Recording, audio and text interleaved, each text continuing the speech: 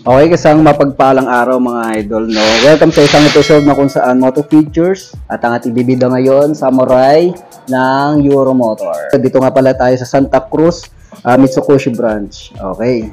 So, sa mga naghahanap ng Samurai dito sa Santa Cruz, meron na po sila dito, update natin. Pero bago yan, walkthrough muna tayo syempre.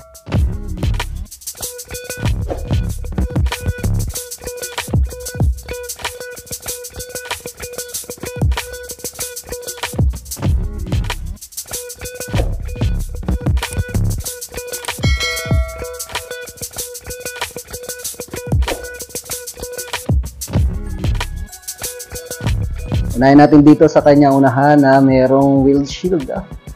Solid ang windshield na dito, parang pa Batman, okay? Na merong Euromotor. Okay, pagdating naman dito sa kanyang front, makikita natin na mayroon pa design dito na parang, ano to, daytime running light, okay?